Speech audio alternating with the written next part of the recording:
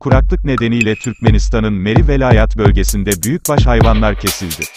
Meri Velayat'ın Serhetabat şehrinde, eski adıyla Kuşka, kuraklık nedeniyle hayvan sayısı azalmaktadır. Köylüler, bıçağın altına hayvanları sokmak zorunda kalıyor. Yerel sakinlerden biri, hiçbir yerde çim bıçağı yok diyor. Satın alınan yem için kimsenin yeterli parası yok. Özellikle çiftlikte birkaç inek ve bir koyun sürüsü varsa. Tüm yemi satın alamazsınız. Hayvanları yok etmeliyiz. Ancak et fiyatları düşmüyor. Mart ayında hayvan yemi fiyatlarının yükselmesinden dolayı zorluk yaşanıyor.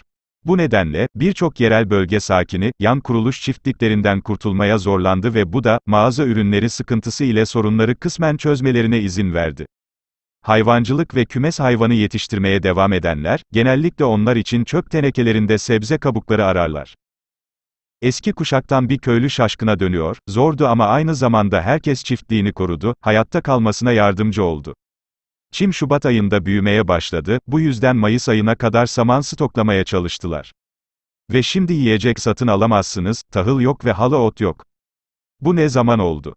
Ancak Nisan ayında bile, ülkenin bazı bölgelerinde tek bir yağmur damlası dökülmezken, diğer bölgelerde sadece hafif yağış kaydedildi. Toplamda, aylık normun %0 ila 10'u farklı bölgelerde düştü. Serketabat sakinleri Mayıs ayı sağanak ve gök gürültülü fırtınalar için umut veriyor. Ancak Meteosörnal, Mayıs ayı başındaki kısa yağışların ardından Türkmenistan'da kuru havanın yeniden oluşacağını bildirdi. Aynı köylü, tüm bu yıllar boyunca iklim değişikliğinin yanlış çalışma yöntemlerinden dolayı yöneticilerin kusurundan kaynaklandığına ve gerçekleştiğine inanmaktadır. Yaşlı adam, sadece önceki yıllarda Türkmenistan'da gelişmiş bir sulama sistemi oluşturulmuş değil, diyor. Ve bölge tavandan değil, bilime göre belirli ağaç türleri ile dikildi. Bu nedenle, yaz ne kadar sıcak ve kuru olursa olsun, yeşildi, hendeklerde su gürledi ve yeteri kadar vardı. ARYKS onlara baktı, onları izledi, düzenli olarak temizledi. Şimdi ne var? Ağaçlar kesildi, hendekler kuru, her yıl milyonlarca dikilmesine rağmen dikilen ağaçların hiçbir anlamı yok. Toprağı daha da kuruttukları izlenimine kapılıyor insan. Bu arada Mayıs ayının ilk günlerinde bazı bölgelerde yağmurlar yağdı. Özellikle, aşırı güneyde duşlar bile görüldü.